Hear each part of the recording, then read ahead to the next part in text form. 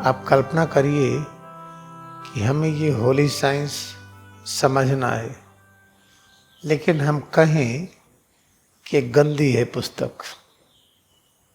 अगर हम कहते हैं कि इसको लेते ही हमारी भाग्य लगता है कि गड़बड़ हो गई,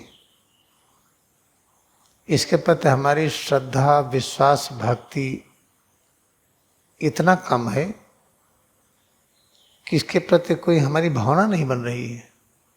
ये पवित्र सद्ग्रंथ मन में हो ही नहीं रहा है, तो सोचिए क्या हम फिर इसको हाथ में लेंगे या पढ़ेंगे या इसमें खोज करेंगे? नहीं करेंगे। उसी तरीके से जब हम पैदा होते हैं, शुरू में तो बहुत अच्छा कहा जाता है कि एक जन्म लिया है परिवार में, उसका बड़ा अच्छा नाम खोज करके रखते हैं, गीत गाते हैं, बहुत ही भाग्य की बात है। इकट्ठा होते हैं, भोज करते हैं। धीरे धीरे उसके बाद क्या हो जाता है उसी घर में, उसी समाज में, उसी व्यक्ति को, चाहे लड़का हो या लड़की हो, कहने लगते हैं अरे इसको ये ठीक नहीं, वो ठीक नहीं, ये अच्छा नहीं, तरह तरह की कमियां निकालना शुरू करते हैं। अंत में आकर के इस तरह से कमी निकालते हैं, वो बच्चा कंफ्यूज हो जाता है। जब हमको कंफ्यूज कर दिया जाता है अपने परिवार में ही, घर में, समाज में, तो क्या आशा करते हैं? हम कैसे उस मार्ग पर चलेंगे? ये है सभी दिक्कतें। जितने प्रकार की दिक्कत है, सभी प्रकार की दिक्कतों का यही कारण है। ऐसे कहेंगे ये गणेश भगवान है, अगर गणेश भगवान की तरह कोई बच्चा पैदा हो गया तो घबरा जाते, ये क्या हो गया। कहेंगे हनुमान जी हैं, पर हनुमान जी के आकार का कोई बच्चा पैदा हो गया तो एकदम घबरा जाते हैं। तो पैदा होते ही जन्म से लेकर के अंत तक हम यही सिद्ध करते रहते हैं कि हम अच्छे नहीं हैं, हमारी भाग्य अच्छी नहीं है। चलो जो चाहे हो गया, प्राइम मिनिस्टर हो गए या प्रेसिडेंट हो गए या chief justice of supreme court हो गए या ब्यूरोक्रेटिक पोस्ट पर बहुत ऊपर हो गए, सबसे टॉप पर चीफ सेक्रेटरी हो गए, डायरेक्टर जनरल ऑफ पुलिस हो गए, बहुत बड़े बिजनेसमैन हो गए। अंत में देखिए सब दुखी। उस समय लोग सुख का अनुभव करते हैं जब अपने पद का दुरुपयोग करते हैं। जब पद का सदुपयोग करेंगे तो सबसे हाथ जोड़ के बात करनी पड़ेगी, लेकिन ऐसा नहीं है। जब दिखाते हैं कि हम आपसे बड़े हैं, हम आपके ऊपर शासन कर सकते हैं, वही उतनी देर उनको ठीक लगता है।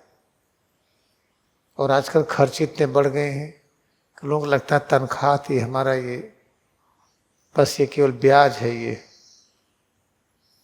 बाकी धन तो हमें जनता से मिलना है, जिसका काम करें उससे मिले, तनख्वाह से क्या होता है। ऐसे माहौल में आवश्यक है कि हम एक ऐसा वातावरण तैयार करें। प्रत्येक व्यक्ति महान है, अगर अज्ञानी है या ज्ञानी है, दोनों में महानता समान है। एक में महानता प्रकट हो रही, एक में छिपी है। जैसे कि बीज है, एक वृक्ष है, दोनों महान है।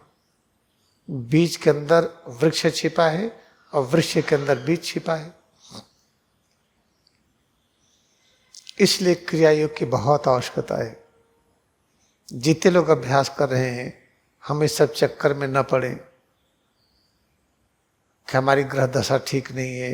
लोग कहते नहीं कि हर चीज का समय होता है, हर चीज का समय होता है। इस सब चक्कर में मत पड़िए।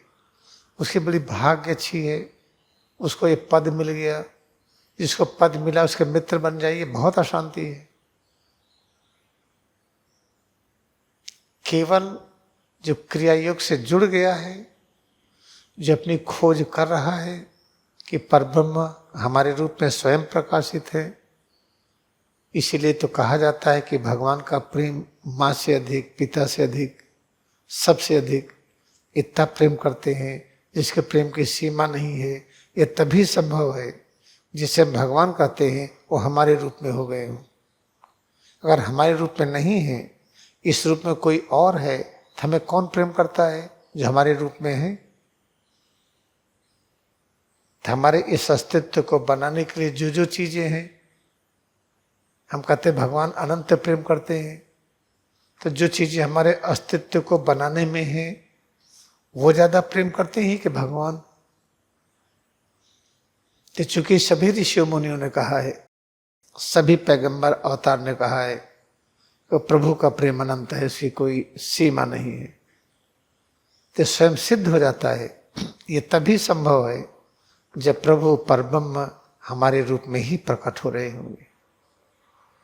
तो परब्रह्म अगर हमारे रूप में प्रकट हो रहे हैं तो सबको अनंत प्रेम करते हैं, तो आपके रूप में भी वही है।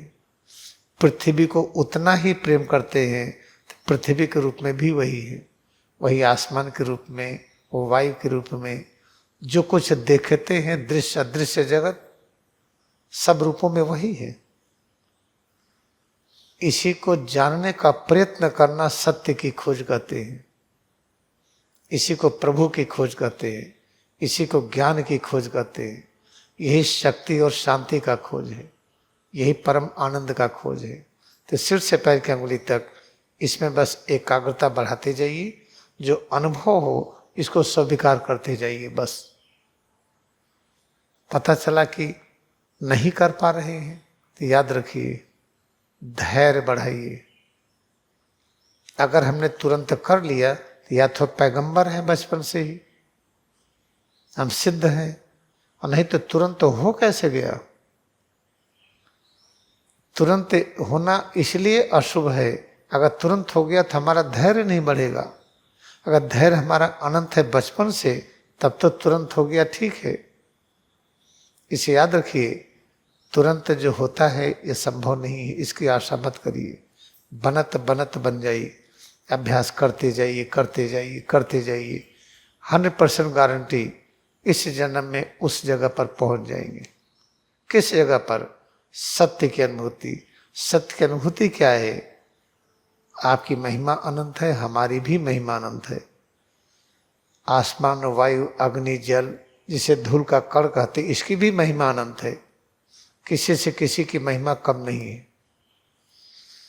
इसलिए अभ्यास करते जाइए, अनावश्यक किसी तर्क वितर्क में न उलझिए।